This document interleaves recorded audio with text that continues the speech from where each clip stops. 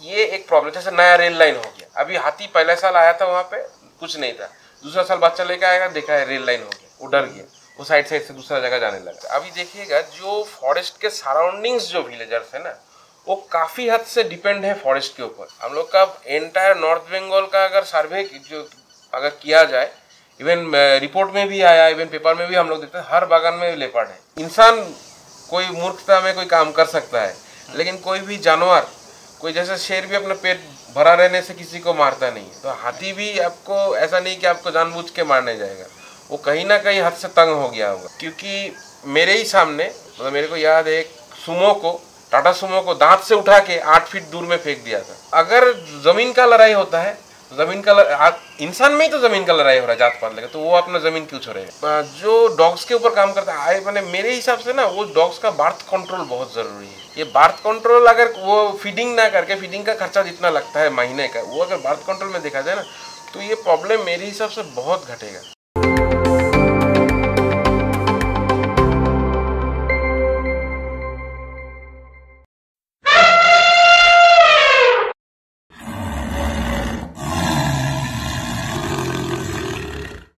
नमस्ते दोस्तों, स्वागत है आप सबका मेरे YouTube चैनल में। आज मैं आप लोगों के लिए थोड़ा हट के एक वीडियो लेके आया हूँ, या फिर आप पॉडकास्ट भी कह सकते हैं। एक्चुअली बचपन से मुझे इंटरव्यू सुनने का, देखने का, पढ़ने का बहुत शौक है, और आजकल तो पॉडकास्ट हर कोई बना रहा है। तो मैं सोचा कि मेरे आसपास भी कुछ लोग हैं जिनसे मैं आपको मिला सकूँ, मेरे व्यूअर्स को। तो आज मैं बात करने जा रहा हूँ एक बहुत ही सीरियस टॉपिक के ऊपर, जिसे कहते हैं ह्यूमन एलिफेंट कॉन्फ्लिक्ट। इंसान और हाथियों के बीच या फिर अन्य वाइल्ड एनिमल के बीच जो कॉन्फ्लिक्ट होता है, उसके विषय में हम बात करेंगे। मेरे एक बहुत ही खास भाई, जिसका नाम है रिक ज्योति सिंह रॉय। तो रिक, स्वागत है मेरे चैनल में, वेलकम। Thank you. तो रिक, ऐसा है कि ये जो ह्यूमन एलिफेंट कॉन्फ्लिक्ट आपने मुझे बताया, इस विषय में आपका इंटरेस्ट कब से जगा? मतलब बचपन से ही आपको इस मतलब सब्जेक्ट में काम करने का रुचि था, या फिर कब से ये इंटरेस्ट डेवलप हुआ, ये जानना चाहता हूँ। एक्चुअली मैं जहाँ पे बचपन में पला बड़ा, वो जगह है शिव मंदिर का चैतन्यपुर एरिया, तो हालेर माथा बोला जाता है। अच्छा। तो जब मैं छोटा था तब उस टाइम वहाँ पे हाथी आता था, और उस टाइम ऐसा भी मेरे को याद है कि जब हाथी आता था, तब जहाँ पे रहते थे, तो जो बड़ा घर का होता था, बड़े लोग, तो वो लोग क्या करते थे, घर के चारों बगल में आग जला देते थे। हम लोग को जो छोटा है उस उम्र का, सबको अपना माँ लोग लेके एक साथ एक जगह जमा होते थे। तो वो मेरे हिसाब से कहीं ना कहीं वो एक जगह, मतलब मेरे लाइफ में एक इनपुट है। उसके साथ साथ जो बचपन में मैंने पढ़ा था, बहुत सारा किताब है, जैसे बंगाली में चांदेर पहाड़, ऐसा जो किताब वगैरह है, वो भी मेरे लाइफ में एक इम्पैक्ट दिया है। वाइल्ड लाइफ के साथ जो एक बचपन से एक इंटरेक्शन लगता था। हाँ, वो उस टाइम में इंटरेक्शन लगता था। और एक बात है, जैसे मेरा माँ क्योंकि लाइफ साइंस का टीचर है, तो उनसे भी मैं बचपन में वो जानवर वगैरह वो सब देखना, तो ये जो मेरे लाइफ का अगर कोई पूछा जाए। और एक है जैसे विप्लव सर, जो शिव मंदिर का है, उन्होंने वो हम लोग को बचपन में पंछी वगैरह या हाथी ये सब दिखाने के लिए लेके जाते थे, जब हम लोग छोटे थे। तो मेरे लाइफ में अगर इनपुट दिया जाए, जो फर्स्ट इनपुट, यही सब जगह से इनपुट आया कि एनिमल के साथ एक इंटरेक्शन हो। तो मेरा लाइफ का अगर स्टार्टिंग बोला जाए, कोई कहाँ से ये शुरू हुआ, तो स्टार्टिंग बोलने से मैं बोलता हूँ कि यहीं से मेरा इनपुट दिया गया है। फिर वो नॉर्थ बंगाल से, मतलब नॉर्थ बंगाल में पले बड़े हैं। यहीं से मैं ये बोलना चाहता हूँ कि मैं ये पॉडकास्ट सोचा था पहले मैं अपने घर पे बनाऊंगा, फिर रिक के घर में बनाऊंगा। फिर हमने डिसाइड किया क्यों नहीं हम जंगल के बारे में बात करने वाले, वाइल्ड एलिफेंट के बारे में बात करने वाले हैं, तो क्यों ना हम जंगल में बैठे। अभी हम बैठे हुए हैं सन्नासी टी गार्डन, इसके अंदर में बैठे हुए हैं, और ये बहुत ही रिस्की जोन है एक्चुअली। रिक है इसलिए मेरा हिम्मत हुआ आने का, क्योंकि कभी भी यहाँ हाथी आ सकता है, लियोपर्ड आ सकता है। रिक ने बताया कि ये लियोपर्ड का जाने का रास्ता है क्या? हाँ। यहाँ से गुजरता है। एक्चुअली ये फॉरेस्ट बाउंड्री में ही है, क्योंकि ये जो टी गार्डन है फॉरेस्ट के साथ बाउंड्री शेयर करता है। हाँ। ये बहुत कॉमन है, मतलब हाथी का जाने का या लेपर्ड का जाने आने का रूट ही है। तो ये मतलब ये उसका हमारे ऑलमोस्ट रेसिडेंशियल एरिया है, लेकिन यहाँ का जो लोग है काफी कोएग्जिस्टेंस वाला जो चीज है, तो वो उसमें आ गया है। तो ये लोग काफी हद से कोएग्जिस्ट, मतलब वो फेमिलियर हैं। हाँ, फेमिलियर। लेपर्ड आएगा, हाथी आएगा, उनको क्या करना है, उसको पैनिक ना करना, क्या करना है, इन लोग को मतलब वो आदत है, तो ये कॉमन है। तो इसलिए ये जगह खतरनाक है, लेकिन यहाँ का लोगों के लिए ये कोई बड़ी बात नहीं। अच्छा, मैं नेक्स्ट आपसे एक बात पूछना चाहता हूँ, वो है कि ये जो एलिफेंट प्रोटेक्शन या फिर आपने बताया एलिफेंट कॉन्फ्लिक्ट, इसमें आपको क्या करना होता है? मतलब मेन काम आपका क्या रहता है, क्या करते हैं? आपका जरूर टीम है। हाँ, टीम है। अच्छा, मैं ये बोलना भूल गया, रिक जो है वो सेव एलिफेंट फाउंडेशन, वो थाईलैंड का शायद, थाईलैंड का एक ग्रुप है, एनजीओ है, उसके साथ ये काम करते हैं, वो रिप्रेजेंटेटिव हैं सेव एलिफेंट फाउंडेशन का। आप नेट में देख लीजिएगा सर्च करके। तो आपको क्या करना होता है, आपका टीम क्या काम करते हैं? एक्चुअली देखिए, कॉन्फ्लिक्ट जो है ये काफ़ी हद से मतलब इसके साथ बहुत सारा चीज़ जुड़ा हुआ है। कॉन्फ्लिक्ट सिर्फ ऐसा नहीं कि हाथी गांव में घुस रहा है और उसके साथ प्रॉब्लम हो रहा है, ये प्रॉब्लम नहीं। प्रॉब्लम बहुत तरीके से एक दूसरे का साथ जुड़ गया है। मतलब ऐसे अगर बोला जाए, जो फर्स्ट जो चीज़ है कि हाथी के लिए खाने का प्रॉब्लम नहीं है जंगल, लेकिन हाथी जो हर्बीवोरस एनिमल होता है उसका एक माइग्रेशन होता है, जो ये उनका नेचुरल इंस्टिंक्ट है। तो माइग्रेशन में जैसे आपने डिस्कवरी एनिमल प्रिंट में देखा होगा, जैसे वो अफ्रीका में माइग्रेशन होता है जिसको हिस्टोरिकल माइग्रेशन बोला जाता है। अच्छा। तो सेम चीज़ हर्बीवोरस में माइग्रेशन चीज़ है। तो ये हाथी का एक टाइम का माइग्रेशन रूट था, तो काफ़ी हद से ये माइग्रेशन रूट डिस्टर्ब हो चुका है। डिस्टर्ब मीन्स एनक्रोचमेंट, जैसे ह्यूमन सेटलमेंट हो गया है। अभी आप देखिए, कोई सिलीगुड़ी के नज़दीक ऐसा जगह है जहाँ पे आज से 30-40 साल पहले कुछ घर नहीं था, जंगल एरिया था। अभी वहाँ पे घर हो गया। ये एक प्रॉब्लम है। उसके साथ साथ अगर आप मैं रिसेंट एक आपको बात बोलना चाहता हूँ, रिसेंट हुआ है हाल ही में, जैसे तीस्ता का फ्लड। तो हाथी का जो मूवमेंट रूट था तेराई से डुअर्स जाने का, वो था तीस्ता होके जाने का रूट था। वो तीस्ता का फ्लड का वजह से वो रूट में भी इफेक्ट आया है। तो बहुत ये होता है मेनली कॉन्फ्लिक्ट के पीछे बहुत, जैसे फ्लड हो गया, जैसे जियोग्राफिकल कारण हो गया। इस बार जैसे रोंगटोंग है, रोंगटोंग में पहुंच रहा है, मिरिक साइड पहुंच गया था, न्यूज़ में दिखाया था। तो ये क्या होता है, जो वो जियोग्राफिकल जो चेंज आया है उसमें वो क्या अपना दूसरा रूट खोज रहा है कि जा नहीं पा रहा है, तो दूसरा जगह आगे बढ़ने का कोशिश कर रहा है। फिर और एक हो गया ये जो फूड पैटर्न चेंज बोलने से आप देखिए, हाथी के लिए ये धान वगैरह खाने का मेन सोर्स नहीं है। अगर आप रोज दाल चावल खा के भी जिंदा रह सकते हैं, लेकिन आपको अगर सामने कोई हाई प्रोटीन खाना है, जैसे बिरयानी मिल जाए, तो आपका एक और क्रेव जगेगा उसके ऊपर। तो वो सेम चीज़ काम करता है धान या मकई के ऊपर। वो उसका ऐसा नहीं कि वो नहीं खाने से हाथी जब जंगल में रहता, जब माइग्रेशन नहीं होता, जैसे एक्चुअली मतलब आप बोलना चाह रहे हैं कि हाथी को एक्चुअली धान मकई ये खाने का तो है नहीं, लेकिन अभी वो मजबूर होके खा रहा है। मजबूर नहीं, वो लोग खाना है। जैसे माइग्रेशन टाइम जब नहीं रहता है तो हाथी को क्या खाना नहीं मिलता है, हाथी जंगल में क्या खाना बिना खा के मर तो नहीं जाता। लेकिन ये क्या होता है, उसको लोग का सालाना माइग्रेशन होता है जो जाता था। जैसे पुराना जो रूट था, जैसे कोशी तो मेची टू जैसे शंकोश का उधर बोला जाता था, तो वो क्या है, वो रूट पूरी डिस्टर्ब हो चुका है। एनक्रोचमेंट हो गया, फ्लड वगैरह हो गया, नया जनबस्ती जैसा हो गया, ये सब कारण से हाथी डिस्ट्रैक्ट हो रहा है, बहुत सारा नया जगह जा रहा है।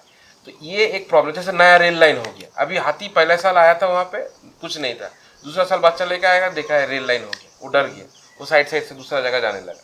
तो उसमें हम लोग का क्या करना होता है, देखिए हम 2 या 3 सेक्टर में काम करते हैं। फर्स्ट एक है आपका जिसको आप नॉर्मल भाषा में बोला जाए तो फर्स्ट एड एक्शन मतलब कि हाथी गांव में घुसा तो क्या करना है। अभी हाथी गांव में घुस गया, उसके लिए आपको अगर सोचे कि एक डिपार्टमेंट काम करेगा या फिर एक गाड़ी या फिर कुछ, नहीं पॉसिबल है। हाथी बहुत सारा है, गांव बहुत सारा है, कहीं भी घुस सकता है। तो फर्स्ट क्या करना है, वहाँ का जो गांव वाला है वो लोग को प्रॉपरली ट्रेन करना है, वो क्या कर सकते हैं। लेकिन हम लोग नहीं बोल सकते आप हाथी के पीछे दौड़ो, लेकिन आपका जान का कोई नुकसान ना हो, तो वो क्या करना है कि उसके गांव वाले के साथ डिपार्टमेंट का इंटरेक्शन कैसे करना है, उन लोग को हेल्पलाइन नंबर, वो लोग को फिर हाथी का जो मूवमेंट रहता है फॉरेस्ट में, उसका जो बाउंड्रीज में गांव वगैरह रहता है, वो गांव में पहले से अलर्ट माइकिंग करना। जैसे आप मेरे देखेंगे जो फेसबुक पेज है उसमें माइकिंग करना, उससे क्या होता है, अवेयरनेस बढ़ता है। अगर मान लीजिए जिसे गाँव में प्रॉब्लम होता है कि वो लोग बहुत सुबह उठते हैं, सुबह उठ के गाँव में टहलने निकल गए, तो हाथी भी उस टाइम, जैसे बहुत सारा केस भी हुआ है। तो अगर आप अवेयरनेस माइकिंग करेंगे तो उन लोग का क्या रहेगा कि हम लोग को हाँ हाथी है, थोड़ा पता रहेगा कि हाथी है, पता रहेगा। ये एक चीज़ है, ये अवेयरनेस वगैरह हम लोग करते हैं। फिर हो गया QRT टीम का तैयार करना। जैसे छोटा जो गांव है उसमें आप लोग जो मिनिमम गांव वाला है उसको हम लोग कैसे इक्विप कर सकते हैं, इक्विप करके जैसे हाथी आ गया, अभी ये आदमी लोग अगर डिपार्टमेंट हो गया या QRT टीम को फ़ोन किया तो तो आने में भी तो 10-15 मिनट टाइम लगेगा। तो वो टाइम में कैसे कवर करेगा? वो टाइम में तो वो अंदर आ सकता है, उसको ट्रेनिंग कर देना कि कैसे आप लोग वो 10-15 मिनट टाइम तक मैनेज करें। ये एक हो गया। जो थर्ड थिंग आता है वो एक बहुत सीरियस इशू है जिसके ऊपर हम लोग काम करते हैं। अभी देखिएगा जो फॉरेस्ट के सराउंडिंग्स जो विलेजर्स है ना, वो काफ़ी हद से डिपेंड है फॉरेस्ट के ऊपर। ये वो लोग का दोष नहीं है, ये वो लोग का बोल सकते बाई जनरेशन है। जैसे हो गया साग वाग के लिए, या फिर कई हद से 1-2 जनरेशन पहले शायद वो लोग वो लकड़ी बेच के ही वो लोग गुजारा चलता था। तो इसका मेन रीज़न है उन लोग के पास एडुकेशन नहीं है। वो लोग काम करने जाएगा भी तो क्या काम करने जाएगा, वही लेबर ही करना पड़ेगा। तो वो एडुकेशन बहुत मैटर करता है। लेकिन क्योंकि वो लोग जो बाहर का शहर का बच्चों लोग से कॉम्पीट ही नहीं कर पाएगा, क्योंकि अभी सिर्फ एडुकेशन का डिग्री तो अभी सबको मिल जाएगा, और ग्रेजुएशन का डिग्री भी आप आसानी से मिल पाएगा, पर इतना ईजी हो गया है पहले से पढ़ाई, वो मिल जाएगा। लेकिन स्किल डेवलपमेंट नहीं। स्किल डेवलपमेंट, तो स्किल डेवलपमेंट के लिए हम लोग जैसे गांव में देवमोनी नंदलाल जोत में एक ने फ्री लर्निंग सेंटर खोला। उसको कोई मतलब फीस नहीं लेते हैं, वो हम लोग का एनजीओ से उसको टीचर को रखा गया। ये कहाँ पे है? ये नंदलाल जोत देवमुनि, अच्छा। हाथीकीसा जीपी के अंदर पड़ता है। अच्छा, ये हल्दीबाड़ी हाथीकीसा ग्राम पंचायत के अंदर पड़ता है। अच्छा। नंदलाल जोत देवमुनि बोलता है उसको, मेरी ब्यूटी स्टेट जाने का रास्ते में पड़ता है। अच्छा।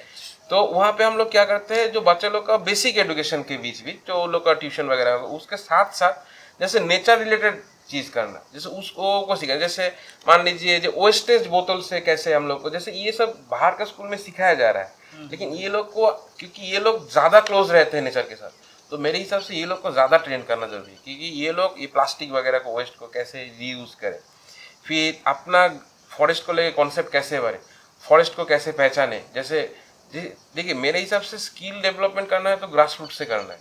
फिर जो सीड्स बॉल वगैरह आ रहा है कि जंगल को कैसे बढ़ाए, जो सीड बॉल वगैरह, तो जो अदर्स एक्टिविटी है उसमें भी हम लोग जोर डालते हैं कि बच्चे लोग थोड़ा स्किल्ड हो। एक कंप्यूटर वगैरह साथ साथ जो स्किल्ड हो तो उसके ऊपर भी हम लोग काम करते हैं। फिर हो गया हम लोग का यहाँ पे डिपार्टमेंट के साथ साथ देखिए, जैसे हम लोग लेपर्ड के ऊपर रिसेंटली काम कर रहे हैं, उसमें देखा गया है जो बागान में सब बागान में लेपर्ड है।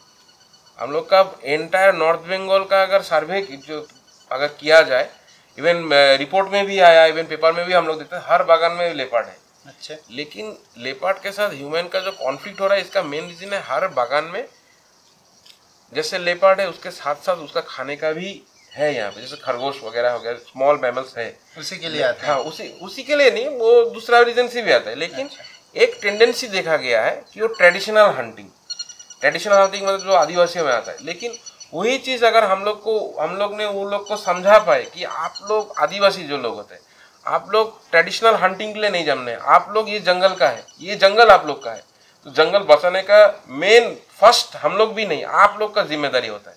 तो ये चीज अगर वो लोग को समझा पाए ना सब जगह में, तो ट्रेडिशनल हंटिंग जब बंद हो जाएगा, पूरी सब अगर बंद कर पाए, पूरी नहीं होगा, पॉसिबल नहीं है इतना बड़ा लैंडस्केप में, लेकिन अगर 70% भी कम हो जाए ना, तो लेपर्ड का खाना भी मिल जाएगा। और जो कॉन्फ्लिक्ट है ना, वो 100% नहीं, लेकिन 50% एटलीस्ट कम हो जाएगा।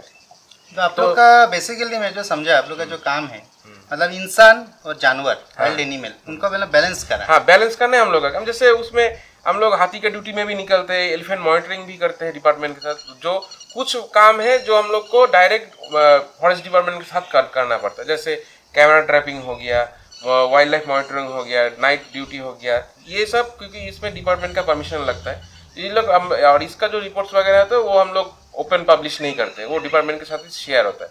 लेकिन बाकी जो काम हो गया वो भी ह्यूमन भी वो एनिमल्स के साथ रिलेटेड है, लेकिन वो रिसर्च के बेसिस में क्या क्या एक्शन लेना चाहिए, जैसे ह्यूमन के साथ कैसे कहाँ हाथी का मूवमेंट बढ़ सकता है, उसके हिसाब से क्या करना, ये सब के ऊपर काम करते हैं। और मैं रिसेंटली ऑलमोस्ट 1 ईयर हो गया अभी उसको, मतलब हम लोग ने ट्राई किया, इसमें फॉरेस्ट डिपार्टमेंट का काशियांग डिवीजन मेरे को बहुत हेल्प किया था। वो देखा मैंने, जो एलिफेंट कॉन्फ्लिक्ट होता है ना, तो हाथी तो धान खेत में घुसता है, लेकिन अभी धान खेत में घुसा हाथी तो थोड़ा बहुत धान खा के चला गया, उसको पेट नहीं भरा, लेकिन जो किसान है उसका तो सब खत्म हो गया। तो मैंने देखा है कि यहाँ का जो किसान लोग धान मकई लगाते हैं, ये बेचने के लिए नहीं, ये ज़्यादातर होता है कंज्यूम के लिए, खुद के कंज्यूम के लिए, और बाकी जो होता है वो अपना गाय भैंसी जो रहता है, बकरी वगैरह, उसके खाने के लिए। तो इसमें क्या है, ये लोग मेनली जो मेन फूड बैंक पे इसका कोई असर नहीं पड़ेगा, इसका मेन ये लोग करता है कि बेचने के लिए नहीं, अपना खुद का कंज्यूम के लिए। तो अगर हम लोग उसको ऑल्टरनेटिव फार्मिंग में शिफ्ट कर दे पाए, क्योंकि इंसान वहाँ पे लगा रहा है धान और भुट्टा, तो जो हाथी का मेन टारगेट में आ रहा है, तो हाथी अपना रास्ता जा रहा है। अभी उसको पहले वहाँ पे जंगल था, वो उसका जो फैमिली वाइज वही रास्ता वो पहचाना, अभी वहाँ पे जाते हुए देख रहा है उसका घर है, उसका साइड में अच्छा वाला धान भुट्टा लगा रहा है, हाथी तो घुसेगा ही घुसेगा वहाँ पे, क्योंकि उसका रूट है। हाँ, उसका रूट है, वहीं पे वो जा रहा है, वो खा रहा है।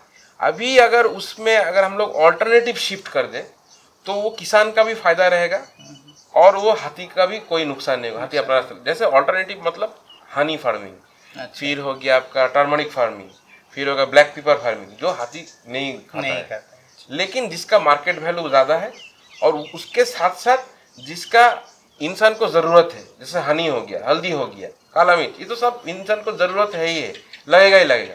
तो इसलिए हम लोग क्या हाथी बाजार बोल के एक ब्रांडिंग खोला है। अच्छा, क्योंकि किसी किसान को अगर मैं जाके बोलूँ कि आप धान खेती छोड़ दीजिए, आप आज से हल्दी लगाइए या फिर हनी फार्मिंग कीजिए, आपका यहाँ पे हाथी नहीं आएगा, तो वो मान लीजिए कर लिया मेरा बात में आके, बेचेगा कहाँ? सबसे बड़ा बात है। अब वो तो गांव का किसान है, उसको मुश्किल से वो फार्मिंग ही आता है, वो उतना पढ़ा लिखा होता तो वो किसान नहीं करता ना, वो छोटा गांव के बीच में बैठ के उतना जो एकदम रूरल एरिया है उसमें जाके, तो उसका तो एक प्लेटफॉर्म बनाना चाहिए। अभी वो जो फार्मिंग कर रहा है वो प्योर ऑर्गेनिक फार्मिंग हो रहा है, जैसे हनी का हो गया, हल्दी का हो गया, लेकिन उसको अगर वो मार्केट में लाना है, मार्केट के पब्लिक के सामने लाना है, तो एक प्लेटफॉर्म चाहिए। तो प्लेटफॉर्म मैंने बनाया है, उसका नाम है हाथी बाजार। अब हाथी बाजार इसलिए मैंने नाम दिया है क्योंकि वो नाम मेरे को लगता है कि लोगों का आई अट्रैक्शन लगेगा कि क्या है हाथी बाजार कुछ बेचता है कि नहीं, ऐसा, इसलिए मैंने वो प्लेटफॉर्म का नाम दिया हाथी बाजार। तो उसमें हम लोग हल्दी, उसमें हम लोग कभी जैसे रिसेंटली लास्ट ईयर भी किया था हम लोग ने एक किसान। तो ये क्या आप लोग का मतलब प्लेटफॉर्म बोले तो मतलब क्या जा के आप लोग प्रचार करते हैं इसका? नहीं, ये इसमें हम कैंपेन करते हैं? कैंपेन भी नहीं करते। मान लीजिए अभी देखिए, ये इतना छोटा प्लेटफॉर्म है, ये मेनली बिजनेस मॉडल से नहीं बना है। इसका मेन टारगेट है जो किसान का जो मिनिमम प्रोडक्शन है उसको सेल कर देना। अभी जो आपका मान लीजिए चेंगा बस्ती हो गया, कोलाबाड़ी हो गया, वो साइड में वो लोग का तो बड़ा जमीन नहीं है, मुश्किल से 5 कट्ठा जमीन है, उसमें हल्दी को तो हम वो बड़ा मार्केट में करके बेच भी नहीं सकेंगे, उसमें नहीं होगा। लेकिन वो हल्दी को हम यहाँ सिलीगुड़ी में आराम से बेच पाएंगे, लेकिन वो सिलीगुड़ी में बेचने के लिए तो वो जो पब्लिक के पास तो मेरे को पहुँचना चाहिए।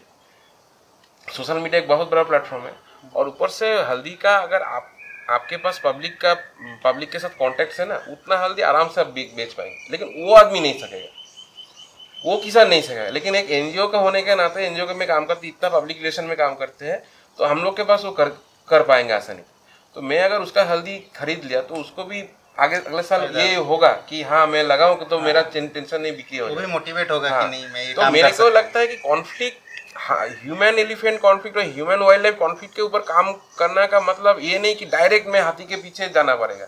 कुछ काम होता है कि हम डायरेक्ट भी करते हैं, इनडायरेक्टली भी काम करते हैं। किसी का चीज लॉन्ग टर्म इम्पैक्ट होता है, शॉर्ट टर्म इम्पैक्ट, तो दोनों में ही काम करते हैं।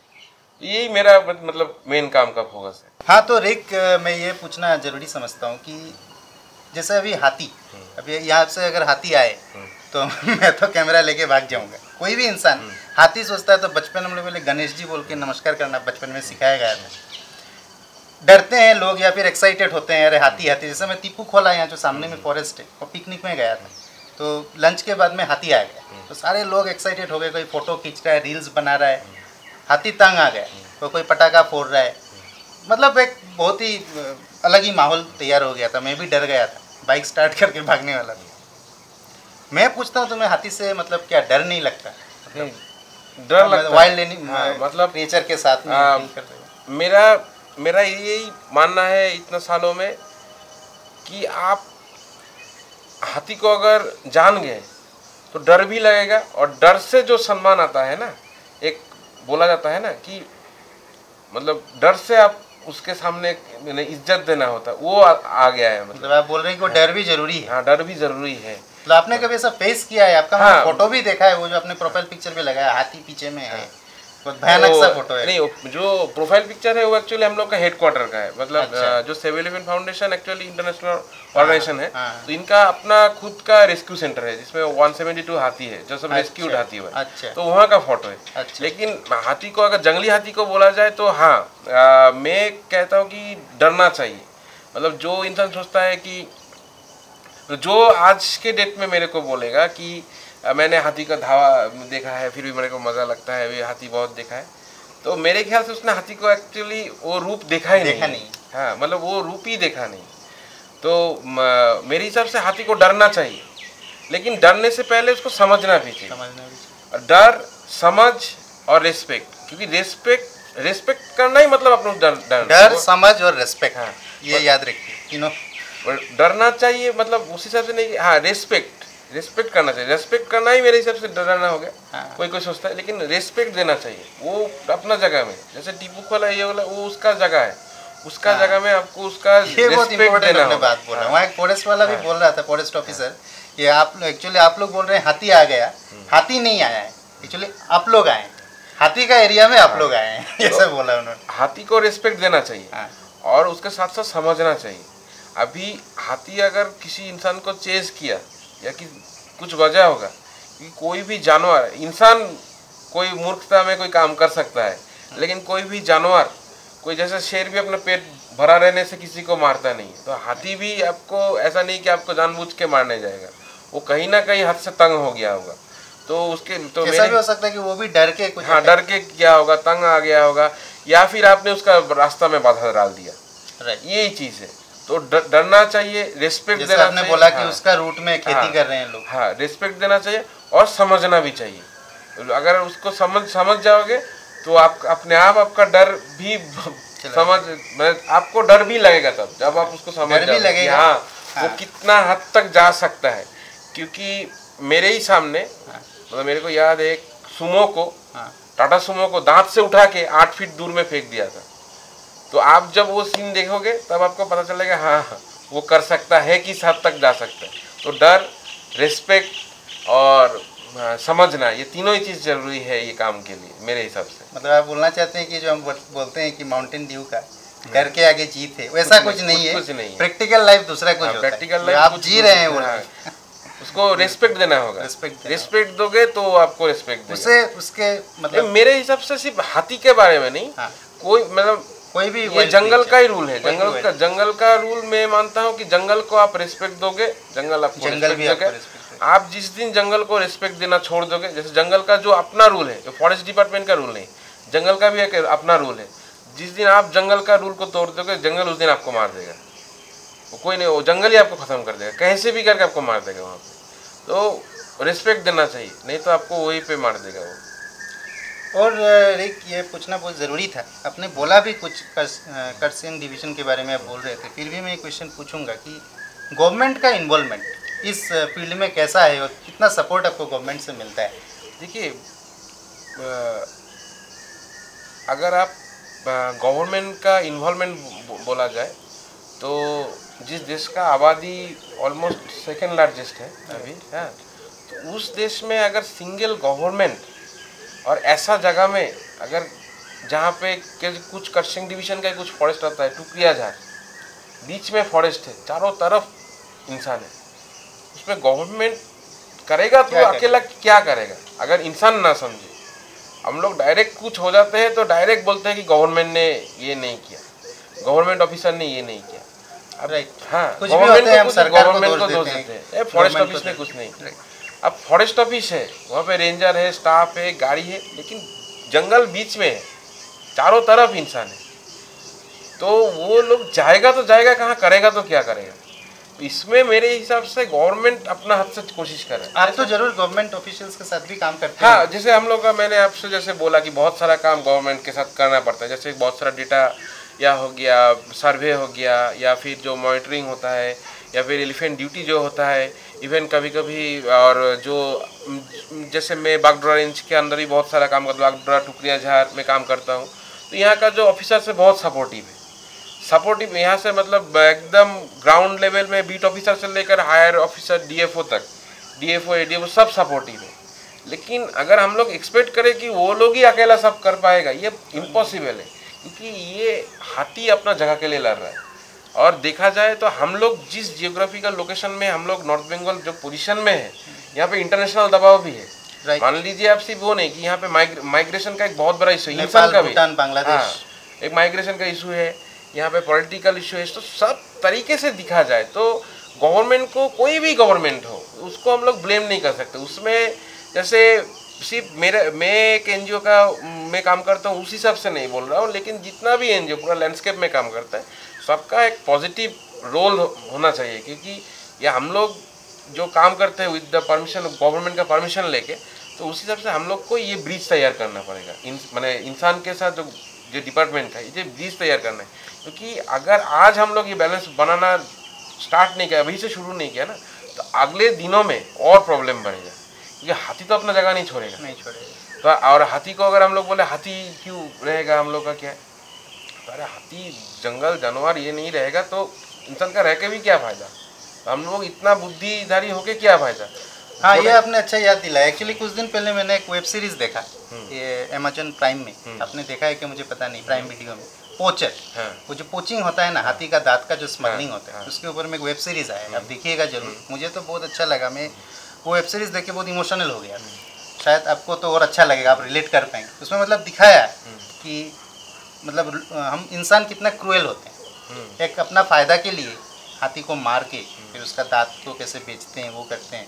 तो उस समय में मुझे आपका याद आ रहा है। मैंने एक चीज़ देखा है, जो फॉरेस्ट का बाउंड्रीज में जो गांव है ना, वहाँ का गांव वाला का जो थिंकिंग अभी भी बहुत अच्छा है, इनोसेंट है। इनोसेंट वाले से बहुत अच्छा है, मैं मानता हूँ। क्योंकि ऐसा भी मैंने देखा है कि गांव का एक किसान का हाथी धान खा के गया है, तो वो लोग बोलो ठीक है, आके खा गया, भगवान आके खा के। ये आप थोड़ा दूसरा जगह में जाइए, उन लोग का जो मतलब जो वो खा के गया मार दूंगा ऐसा, तो जो क्रूएल हो जाता है। फिर आपने जो पोचर वगैरह जो होगा वो, लेकिन कभी आप नहीं दिखेगा कि गांव वाला ने मारा है, वो बाहर से आके मार के ये उसमें वेब सीरीज में वही दिखा। मैंने ऐसा भी आदमी देखा है, मैंने ऐसा भी आदमी देखा है जिसका माँ को और पिताजी को दोनों को हाथी ने मार दिया, वो अभी भी हाथी के ऊपर गुस्सा नहीं। मैं इसलिए उसका नाम नहीं लेना चाहता। माँ पिताजी दोनों को हाथी ने मार दिया, लेकिन फिर भी वो हाथी को दोषी नहीं माना, वो हाथी को रोज ही देखता है। तो ये चीज़ यहाँ पे जो मैं बोलता हूँ को एग्जिस्टेंस अभी भी है, हम लोग कोशिश कर सकते हैं। और बोला जाए तो देखिए, हम लोग जो पूरा नॉर्थ बंगाल में कोई भी जाति बोल दीजिए, लेकिन अगर सच में बोला जाए यहाँ का आदिवासी कौन है, तो लेकिन यहाँ पे हाथी था। आप अगर हुकर्स डायरी को समझते हैं, बहुत अच्छा, तो यहाँ पे क्या था, कौन था। अगर हम लोग का जमीन को लेके ही लड़ाई होता है ना कि ये जमीन किसका है, तो जमीन तो भी ये जंगली जानवर का ही था। आज हम लोग ने उसको खत्म कर दिया, खा दिया, मार दिया, रेल लाइन में काट दिया, खत्म कर दिया। सिर्फ वो बोल नहीं पाता है बोल के, बेजुबान है। तो अगर जमीन का लड़ाई होता है, जमीन का इंसान में ही तो जमीन का लड़ाई हो रहा है जात पात लेकर, तो वो अपना जमीन क्यों छोड़ेगा। तो अगर सर सही बात से हम लोग ही तो अपना जमीन भाई को काट देता है, तो वो क्यों छोड़ेगा अपना जमीन, वो भी अपना जमीन के लिए लड़ रहा है। और बोला जाए तो मैं क्यों उन लोग के साथ दे रहा हूँ, अगर बोला जाए तो मैं भी साथ दे रहा हूँ। तो मेरे हिसाब से देखिए, लाइफ का हर एक का एक मोटिव होता है। तो मेरा मोटिव है कि जिंदगी का तो कोई भरोसा नहीं, आज हूँ कल नहीं, तो मैं अपना फ्यूचर जनरेशन को क्या दे के जाना चाहता हूँ। हम लोग भी वो किताबों में ही हाथी दिखाना, जैसे देखिए हर साल कोई ना कोई जानवर एक्सटिंक्ट होता जा रहा है, हर साल रिकॉर्ड आ रहा है, ये इस साल ये जानवर चला गया, उस साल वो जानवर चला गया, व्हाइट राइनो चला गया, ऐसे जा ही रहा है। तो हम लोग क्या देंगे फ्यूचर जनरेशन को, वो तो जाके तो वही मोबाइल लैपटॉप यही सब देना पड़ेगा, फोटो देना पड़ेगा। तो इस प्रोसेस में मैं अगला पूछना चाहूँगा आपको कि इस प्रोसेस में सबसे बड़ा चैलेंज क्या क्या चैलेंजेस आप फेस करते हैं, क्या क्या कठिनाई है आपकी? कैसे तो बहुत सारा है, वो तो समझ में आ रहा है कहानी से, फिर भी चैलेंजेस अगर एकदम ग्रास रूट से स्टार्ट किया जाए तो सबसे बड़ा बात है फैमिली। अब देखिए, मैं बंगाली फैमिली से बिलोंग करता हूँ। पिताजी था टीचर, माँ है टीचर, मिडिल क्लास फैमिली। और सबसे बड़ा ये है कि बंगाली का जो सपना, लड़का भी होगा, बेटा शादी करेगा, बेटा शादी ये मैं एक्चुअली आपको नेक्स्ट पूछने ही वाला था, तो आपने बोल दिया। इसमें सबसे बड़ा चैलेंज है। लेकिन मैंने कॉलेज पढ़ते पढ़ते ठान लिया था कि मेरे को वाइल्ड लाइफ को लेकर काम करना है, लेकिन मेरे को ये भी इतना भी मालूम था कि यहाँ पे रह के तो मेरे को कोई सपोर्ट नहीं मिलेगा। देखिए, काम करने के लिए तो आपको मैं जितना काम बोले इसके लिए तो फंड चाहिए, काम यहाँ पे नहीं होगा। जो ज़िंदगी है मेरा देखा जाए तो वो बाकी जो 10 से 5 का ज़िंदगी नहीं जीता हूँ मैं कभी कभी 2 बजे निकलता हूँ। तो बिल्कुल आपकी उम्र के दूसरे लड़के कोई बैंक में काम कर रहा होगा, लेकिन सेल्स में होगा, गवर्नमेंट जॉब कर रहा जो एट द एंड एक टाइम ऐसा हुआ था कि मैं कंफ्यूज हो गया था। जैसे मैं देख रहा था मेरा दोस्त लोग सब नौकरी करने के लिए दौड़ रहा है, कोई नौकरी पा रहा है, उस टाइम में मैं कंफ्यूज हो गया था। लेकिन उस टाइम मेरा जो गुरु था, मैंने जिसको मैं गुरु मानता हूँ, तो उन्होंने मेरे को एक रेंजर है, फॉरेस्ट रेंजर ही है, तो नाम नहीं लेना चाहता यहाँ पे। अच्छा। तो उन्होंने मेरे को एक बात बोला था कि ज़िंदगी में सबसे बड़ा चीज़ होता है रिग्रेट। मान ले तू आज नौकरी में घुस गया, तेरे पास डिग्री है, कुछ गवर्नमेंट नहीं मिला तो प्राइवेट मिल जाएगा, डिग्री है, तू घुस गया, लेकिन at the end of the life तेरे को अगर लाइफ में रिग्रेट हुआ ना तो तू लाइफ में कुछ किया ही नहीं। तेरे पास सब कुछ रहेगा, लेकिन उस टाइम जैसा तेरे को जो हताश होता है ना, रहेगा, हाँ, वो उससे तो निकल नहीं पाएगा। तो थोड़ा चैलेंज रहेगा, इस लाइन में ही जा। तो उस टाइम से मैंने ठीक कर लिया कि मेरे को तो यही लाइन में रहना है। जैसे आप मतलब कॉलेज गए थे? हाँ, मैं बागडोरा कॉलेज से पास हुआ था। अच्छा। मेरा स्कूलिंग हुआ है सिलीगुड़ी बॉयज़ हाई स्कूल से, उसके बाद मैं बागडोरा कॉलेज से पढ़ाई किया।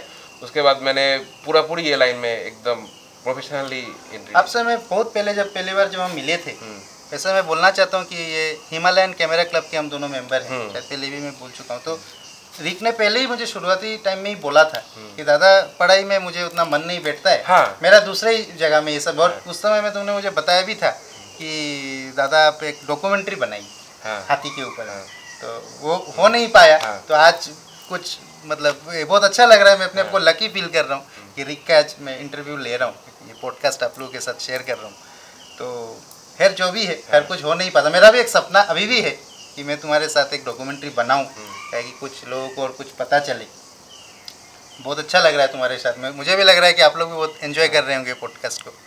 तो रिक, ऑलमोस्ट तो तुमने बता ही दिया अपने काम के बारे में सारा कुछ। लास्ट मैं यही बोलना चाहूँगा कि व्यूअर्स के लिए, समाज को क्या एक मैसेज तुम देना चाहोगे, क्या बताना चाहोगे? मेरे तरफ से मैसेज रहेगा कि देखिए, आप अच्छे से देखिए, सब कुछ ख़त्म हो रहा है, सब ख़त्म हो रहा है, हम लोग ख़त्म कर रहे हैं सब कुछ, दिन ब दिन सब ख़त्म होता जा रहा है।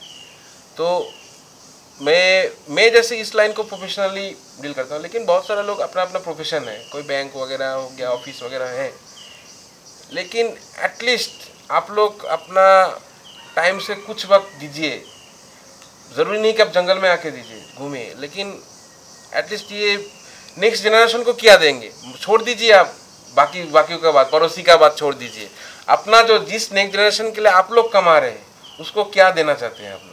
सिर्फ पैसा, लैपटॉप, घर, संपत्ति या कुछ देना चाहते हैं कि वो लोग जिए? तो अभी सच में सब कुछ खत्म हो रहा है, हम लोग सच में सब कुछ खत्म होने का तरफ जा रहे हैं। अभी से अगर हम लोग नहीं संभाल पाए तो बहुत देर हो जाएगा, टू रियलाइज, बहुत देरी हो जाएगा। तो मैं थोड़ा सोच रहा था कि कोई गलत ना समझे, इसलिए मैं ये बोलना चाहता था कि आजकल बहुत लोग अपने आप को दावा करते हैं कि मैं एनिमल लवर हूँ।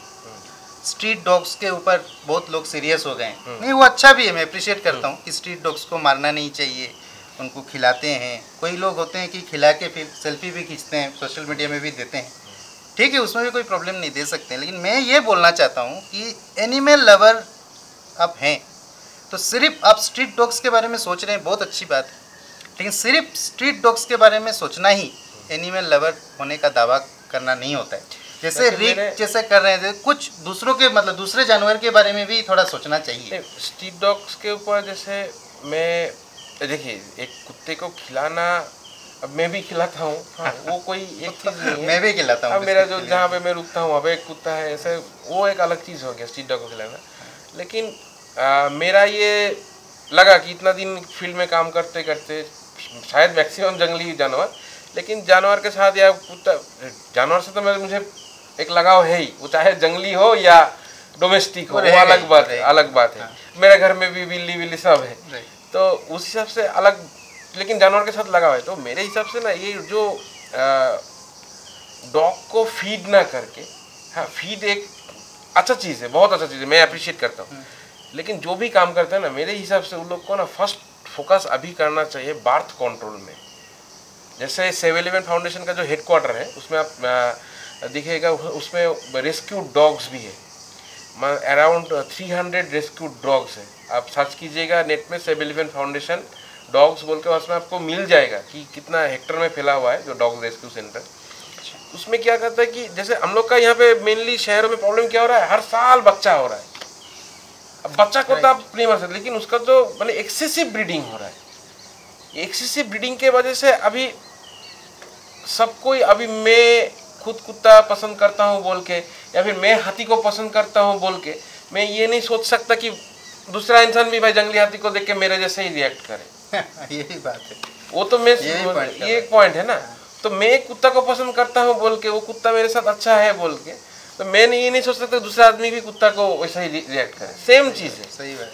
तो एक कुत्ता का ना एक हो गया है कि मतलब आप बोल रहे हैं कि नेचर का जो एक बैलेंस होता है, हाँ मतलब बैलेंस बिगड़ रहा है, मतलब एक्सेसिव हो रहा है। मेरे मोहल्ले में भी मैंने देखा तो है। जो डॉग्स के ऊपर काम करता है, मैंने मेरे हिसाब से ना वो डॉग्स का बर्थ कंट्रोल बहुत ज़रूरी है।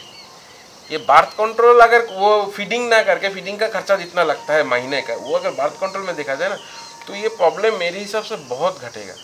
कुत्ते का तो दोष नहीं है, और बच्चा को तो अब क्या कर सकते हैं, बच्चा हो गया तो, लेकिन हर साल इतना बच्चा है 10, 12, 14, और उन लोग का एक्चुअली देखिए दूसरा जानवर की तरह वो लोग का जो डेथ रेशियो भी नहीं है। अगर बच्चा का मैक्सिमम जितना भी मरता है वो गाड़ी एक्सीडेंट से ही मरता है। कुत्ते का बच्चा नॉर्मली, लेकिन वो नॉर्मली दिखा गया है कि रोग से नहीं मरता, नॉर्मली मतलब 70 to 80% सर्वाइव कर जाता है अगर वो कोई गाड़ी से दब ना गया तो। ये एक प्रॉब्लम है। तो मेरे हिसाब से मतलब आज का दिन में वो ज़्यादा फोकस होना चाहिए, तब शायद ये प्रॉब्लम थोड़ा घट जाए। बहुत बढ़िया बोला आपने। तो दोस्तों, जैसे रिक ने बोला कि नेचर का एक संतुलन होता है, बैलेंस होता है, तो मुझे लगता है अभी नेचर बोल रहा है ये पॉडकास्ट को ख़त्म कर देना चाहिए, क्योंकि अंधेरा भी हो रहा है, लियोपर्ड भी आ सकता है जैसे इन्होंने बताया। तो उम्मीद करता हूँ ये पॉडकास्ट आप लोगों को अच्छा लगा। अगर अच्छा लगा है तो चैनल को ज़रूर सब्सक्राइब कर दीजिए, क्योंकि ऐसा और भी पॉडकास्ट में लाने वाला हूँ। और रिक, बहुत बहुत धन्यवाद, बहुत अच्छा लगा आपके साथ ये अड्डा बोलिए जैसे हम लोग बांग्ला में बोलते हैं, या फिर वार्तालाप बोलिए, बहुत ही अच्छा लगा, बहुत बहुत धन्यवाद। तो आज के लिए इतना ही, मिलते हैं किसी नए वीडियो में। धन्यवाद।